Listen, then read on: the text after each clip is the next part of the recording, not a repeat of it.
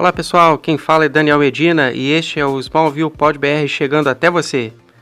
Nesse cast vou falar do episódio piloto de Smallville, por onde anda o elenco da série, e antes das considerações finais, vou dar início a um contador de coisas que acontecem em Smallville.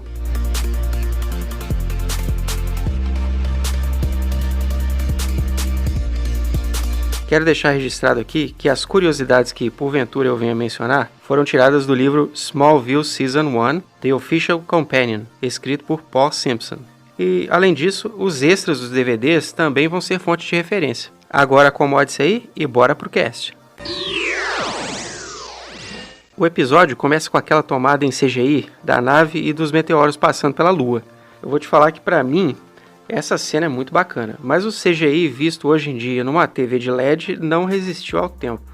Uma observação a respeito da nave é que existem 3 formas da mesma, possivelmente 4. Aí você me pergunta, como assim, velho? Repara que a nave da cena do espaço não é a mesma que aparece no abrigo, que é diferente da que aparece na maior parte da série. E numa das últimas temporadas, um certo inimigo do Clark veio para a Terra de carona na nave dele. Aí a nave é mostrada, mas eu não me lembro do formato dessa. Bom, voltando a falar da cena inicial, essa ideia que os caras tiveram de mascarar a chegada da nave com a chuva de meteoros foi genial. Na série, esse acontecimento se deu em 1989. Pensa que já em 1989, se a nave chegasse sozinha, como foi em Superman 1, a CIA, a Agência Nacional de Segurança e o FBI chegariam no local em meia hora ou menos. A próxima cena mostra o primeiro easter egg da série. Tem um milharal e um helicóptero voando em direção à cidade. Quem está no helicóptero? Lionel Luthor e o seu filho Lex. Mas o easter egg está no jornal que Lionel está lendo. A manchete do Planeta Diário diz: CEO das indústrias Queen desaparecido. Em uma temporada futura, a gente vai descobrir que o jornal se referia ao pai do Oliver Queen. E a título de curiosidade, tanto o milharal quanto o helicóptero são de CGI. Na verdade, segundo o próprio diretor do episódio, David Nutter, toda a cena que mostra o milharal do alto, incluindo aquela que toda a plantação está deitada, foi derrubada, é tudo em CGI. Daí corta para a floricultura. Estão Jonathan e Martha comprando tulipas. A dona do estabelecimento é a Nell, tia da Lana. Não sei se vocês tiveram a mesma impressão que eu tive. Comentem onde for possível ou mandem um e-mail, por favor. Me parece que Jonathan foi, ou talvez ainda seja, um crush antigo da Nell. Pois quando ela vê o cara, ela fala um oi toda animada. Daí ela vê a Martha e o oi sai bem xoxo. Não sei se tinha instruções no roteiro ou se foi como a atriz Sarah Jane Redmond visualizou o texto. Então o Jonathan e Martha saem da floricultura, pegam o carro e vão para casa. E aí começa a cena da chuva de meteoros. Muito bem feita, por sinal. Rola toda aquela destruição que ironicamente une todos os personagens de uma forma ou de outra. E além do mais, os meteoros foram a forma que os criadores encontraram de trazer as ameaças para a série. No início era bem o monstro da semana mesmo, sabe? Com o passar do tempo, isso foi evoluindo para o formato que a gente vê hoje nas séries da CW. Vou fazer uma observação aqui. Se as séries de hoje da CW devem agradecer a Smallville, Smallville deve agradecer a Buffy, a caça-vampiros. Futuramente eu posso falar mais a respeito. Depois de toda essa passagem por 1989, já estamos em 2001. Clark está no computador lendo matérias de jornal, aguardando a hora de ir para a escola. Mais um easter egg aí. A câmera foca no monitor e a manchete que se lê é, abre aspas, adolescente quebra recorde e se torna o homem mais rápido do mundo, fecha aspas. Referência clara ao Flash, certo? Se você pausar a imagem, dá para ler toda a matéria. Agora, a referência na manchete e o conteúdo da matéria dá uma discussão à parte. A câmera mostra outra manchete cujo título é, abre aspas, coreano de 6 anos de idade levanta carro sob o qual estava seu pai, fecha aspas. Quem viu Superman 1 sabe que essa é uma referência direta. A próxima cena faz uma referência ao filme de 1978. Clark, atrasado para a escola, vê o ônibus arrancando. Daí ele usa a super velocidade e chega junto com os amigos. Na sequência, a gente é apresentado a Lana Lang. E durante a cena rola algo que em inglês é chamado de foreshadowing. Em português seria uma antecipação. É aquela piscadinha que o Didi Mocó dava para a câmera. Vocês vão entender por quê. Clark está segurando uma pilha de livros e vai em direção a Lana. Ela está usando um pingente que tem um pedaço do meteoro que acertou o carro dos pais dela. E nós sabemos que é Kryptonita, mas a série leva um tempo para apresentar esse nome na história. E Clark cai enfraquecido e Lana ajuda. Clark vai andando em direção a Lana e o efeito da Kryptonita faz ele cair no chão. A menina ajuda ele pegando um livro de Nietzsche. Daí ela pergunta: "E aí, Clark, você é homem ou super-homem?" Referência à obra Assim Falou Zaratustra. Nessa cena, a gente vê o Clark na ponte pensativo. Seu pai não deixa ele jogar futebol americano, ele não consegue chegar perto da Lana sem passar mal, enfim. Passa um caminhão carregado de rolos de arame farpado, cai um rolo na estrada. O Lex vem a milhão no seu Porsche, passa sobre o rolo, perde o controle do carro, acerta Clark em cheio e vai todo mundo para dentro do rio. Quero ressaltar que Lex tirou o olho da estrada por um segundo para atender ao celular e deu no que deu. Então, atenção na hora de dirigir aí, pessoal. Já na margem do rio, depois de ter salvado Lex, Clark olha para a ponte tentando entender o que aconteceu. Para as autoridades, ele disse que se desviou no último minuto e pulou no rio para salvar o Lex. A impressão que eu tenho é que Clark sempre soube que ele era diferente, mas esse acidente deve ter sido o primeiro a testar a sua super força e resistência. Lex também vê a ponte e o carro e percebe que o teto do mesmo foi puxado para trás que nem quando se abre uma lata de sardinha. Rola mais uma antecipação aqui quando os paramédicos colocam um cobertor vermelho nas costas do Clark. Volta a famosa piscadinha para a câmera, né? Ó, tá vendo aqui? É o Superman. Uma curiosidade sobre a cena da ponte é que o dublê do Tom Welling foi atropelado de verdade para fazer essa cena. E esse cara também foi o dublê do Hugh Jackman em X-Men 1. Aquele rapaz que Lex encontra no milharal lá em 89 acorda do coma e começa a tramar a sua vingança. Ele entrou em coma por conta de estar bem perto do lugar onde um dos meteoros acertou, né? Tá perto do ponto de impacto. A primeira vítima dele é um mecânico. A propósito, o ator que interpreta o mecânico volta na 9ª temporada como Arqueiro Negro. Também quero deixar registrado aqui que o efeito de eletricidade durante todo o episódio, na minha opinião, sobrevive bem até hoje. Muda a cena. Como gratidão, Lex dá uma caminhonete zero para o Clark, mas Jonathan não quer ficar com a dita, porque ele desconfia de Lex por ser filho de Lionel, e os dois já tiveram uma história no passado, né? Rola uma discussão entre o pai e filho, e Clark, que já tá puto, fala que nunca vai ter uma vida normal e enfia o braço na máquina de fazer farelo. Jonathan tira o braço do menino de dentro da máquina e vê que não tem nenhum arranhão. Não tem mais como esconder a verdade, né? Jonathan vai até o celeiro com Clark e mostra o objeto que estava dentro da nave. Mais tarde a gente descobre que esse objeto é tipo um HD. Em seguida mostra a nave no abrigo subterrâneo. Agora, eu estou narrando rapidamente e resumidamente. Quando vocês assistem a essa cena, dá para perceber o quão bem estruturada ela é. E tem a química entre os atores. Tem um pouco de humor. Muito bom. Nessa próxima cena, rolam umas coisas estranhas. Lana vai a cavalo ao cemitério à noite visitar o túmulo dos pais. Parece ser um hábito dela. Até aí, tudo bem. Então, Clark, que tinha saído para arejar a cabeça depois de uma baita revelação, foi parar justamente no cemitério? Sei lá. Aí vem a parte mais estranha para mim. A Lana começa a conversar com os pais falecidos em voz alta. Ok, isso pode ser uma questão cultural que, como brasileiro, eu não entenda. Mas daí o Clark embarca nessa e começa a conversar com eles também.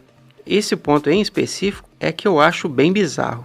Eu gostaria de saber a opinião de vocês. Ainda nessa cena, tem uma outra antecipação. Numa das lápides tem uma estátua de anjo, digamos em tamanho natural. Clark entra no cemitério e para bem em frente ao anjo, de forma que parece que ele tem asas. Como quem diz, ele não é humano, ele é um ser iluminado, né? É alguém que pode nos ajudar, enfim. Como não existe série perfeita, temos na sequência Clark acompanhando Lana até em casa a pé. Será que eles largaram o cavalo no cemitério? Aí vai ter gente que vai falar, porra, você quer dar conta de tudo também, hein? E a minha resposta é sim, pelo menos eu vou tentar, né? A intenção do podcast é de justamente esmiuçar essa que é a minha série favorita. E como eu disse no primeiro cast, não é a melhor série já feita. Eu vou falar de referências, curiosidades, vou lançar umas perguntas, vou pedir a opinião. Me parece que é nessa cena que o triângulo amoroso começa a se materializar, pois Whitney vê Lana e Clark chegando juntos. E a gente sabe que ele vai escolher o Clark para ser o espantalho desse ano, né? E que tradição idiota, hein? Jeremy foi a vítima dela em 89 e é muito provável que isso já fosse prática antes. E mesmo em 2001, 12 anos depois, né? Essa, entre muitas aspas, tradição ainda estava em voga. É bem triste, né? Nessa cena, Clark vai visitar Lex na mansão. Essa fachada é conhecida de muitos.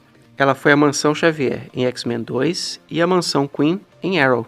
Lá dentro, Lex explica que o pai dele mandou trazer a mansão da Escócia pedra por pedra. Mais pra frente, vai rolar um retcon safado que tem conexão com essa fala do Lex. Ainda na mansão, Lex conta que tem uma experiência de quase morte.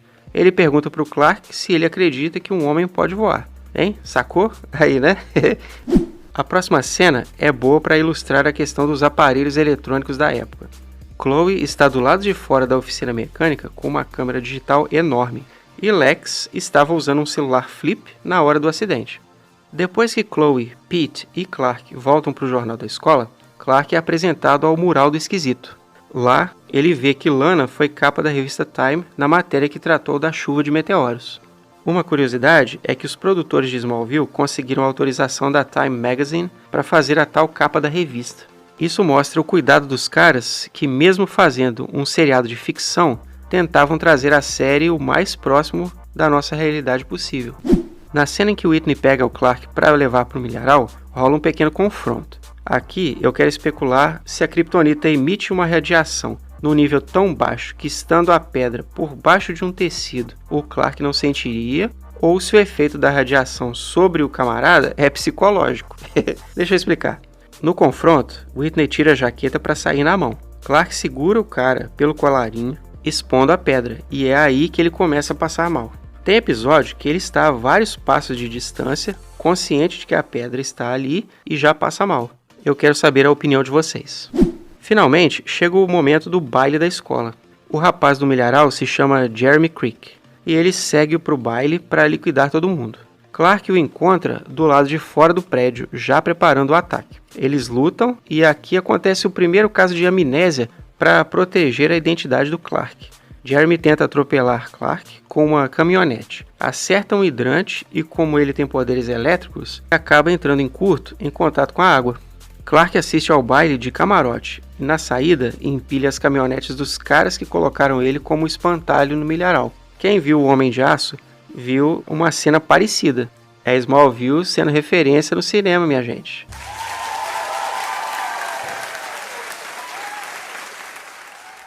Passada essa confusão, Jonathan tem mais uma conversa com Clark lá no celeiro.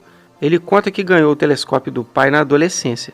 Isso parece uma informação inútil, mas numa temporada futura, a gente vê que kryptonianos já rondavam a Terra. Parece que Smallville era o point predileto deles. O pai de Jonathan teve contato com um deles, e acho que isso pode tê-lo influenciado de alguma forma a dar a luneta para o filho. Sabe como é, né? A gente tem que fazer com que as crianças despertem interesse por algo. O episódio termina com Clark sonhando acordado mais uma vez. Agora ele está dançando com Lana. E só acorda quando escuta uma buzina na frente da casa da menina. Daí ele agradece a ela pela dança e ela, que estava quase entrando em casa, se vira, olha em volta, dá um meio sorriso e entra. Fica a última pergunta aqui. Lana tem sexto sentido ou super audição? Daí a câmera vai girando até apontar para as estrelas e o episódio acaba. O bacana é que no episódio seguinte, eles começam com a câmera apontando para as estrelas e depois descendo. Dá um senso de continuidade que séries mais antigas não tinham. Smallville dá umas vaciladas de vez em quando, mas no geral é bom de continuidade. Chegamos na parte onde eu falo por onde andam os atores e as atrizes de Smallville. Para o cast não ficar tão longo, vou falar só de 2 hoje. Começando por Eric Johnson, que interpretou Whitney Fordman. Ele segue atuando em filmes e séries. Vocês podem vê-lo nos filmes 50 Tons Mais Escuros e 50 Tons de Liberdade, e na 6ª temporada da série Vikings. E para quem achou que Arqueiro Verde era coisa recente, achou errado. Justin Hartley interpretou Oliver Queen em 2006. Foi a primeira representação live action do Arqueiro Verde. Bem, depois de Smallville, Justin Hartley fez várias séries. A mais recente e bem famosa é This Is Us. Em 2006, os produtores de Smallville decidiram criar uma série do Aquaman. Adivinha quem eles chamaram para fazer o papel do herói? Isso mesmo. Apesar de o episódio piloto ter sido bem recebido, só o piloto foi ao ar. Acho que esse piloto dá um programa extra aqui, hein? Vamos falar agora do contador. Eu tenho uma planilha de coisas que acontecem em Smallville. A grosso modo é isso. Ao longo da série, itens novos serão acrescentados à planilha. A cada episódio, a gente faz um levantamento. Por exemplo, um dos itens é amnésia. Então, todo caso de amnésia que ocorrer para proteger a identidade do Clark será contado aqui. Neste episódio, temos um caso, então 1 ponto. Outro item é o veículo destruído. Só vou contar veículos terrestres. Mesmo assim, se forem vários destruídos de uma só vez, vou marcar só 1 ponto. Neste episódio tivemos 2 pontos. A caminhonete do Whitney que ficou debaixo das outras e a dos Kent lá em 1989, que eles capotaram antes de encontrar Clark, né? E vou abrir uma contagem para veículo Kent destruído, porque passam-se várias temporadas mostrando que os Kents estão na pindaíba e vira e mexe a caminhonete deles explode, capota e por aí vai. Também abri contagem para Jabá, o famoso Merchan. Aqui temos 2 pontos. O primeiro, quando Clark abre a geladeira para pegar o leite e aparecem várias latas de Pepsi e Mildew. O segundo, quando ele está saindo para a escola, a câmera foca 2 vezes no cereal Honeycomb. Só esses por enquanto. Pessoal, quero avisar que criei uma conta no Spotify para colocar playlists das músicas que tocam nos episódios da série. E a playlist do piloto já está lá. É só buscar por Smallville Pod BR 01X01. Uma das músicas não consta no Spotify, então deem uma passada lá no site, porque eu vou colocar um link para vocês ouvirem essa música lá no YouTube. Antes de terminar, gostaria de saber se vocês gostaram da Chloe. Essa personagem não existia nos quadrinhos e foi criada para a série. Nas temporadas iniciais, ela meio que faz o papel de Lois Lane, né? E quando a Lois finalmente chega, é bem um sidekick assim. A Lois está bem nem aí, né, com a questão do jornalismo. Só mais pro final que ela, digamos, vira a Lois que a gente conhece. Ah, uma última observação antes de terminar. Smallville foi gravado em Vancouver e região. Então, ao longo do seriado, vocês vão reconhecer vários atores e atrizes que apareceram em Arquivo X e Buffy, por exemplo. O cast de Crise nas Infinitas Terras ainda vai sair, fiquem ligados. Se você quer assistir a série, né, para relembrar os episódios, ou se você está chegando agora e ainda não conhecia, não tinha assistido a série Smallville, tem todas as temporadas lá na Amazon Prime. E acho que ainda dá para comprar DVDs por aí. Muito obrigado por ouvir, pessoal. Smallville Pod BR está no Anchor, no Spotify, no Google Podcasts e em vários outros agregadores. A essa altura, espero que já esteja no iTunes também. Eu coloco o episódio lá no YouTube com algumas imagens ilustrativas. Não deixe de me seguir lá no Instagram e no Twitter, @SmallvillePodBR. O e-mail é smallvillepodbr@gmail.com. Quando puder, passa lá no site e veja se tem novidade. www.smallvillepodbr.com. Um forte abraço e até lá!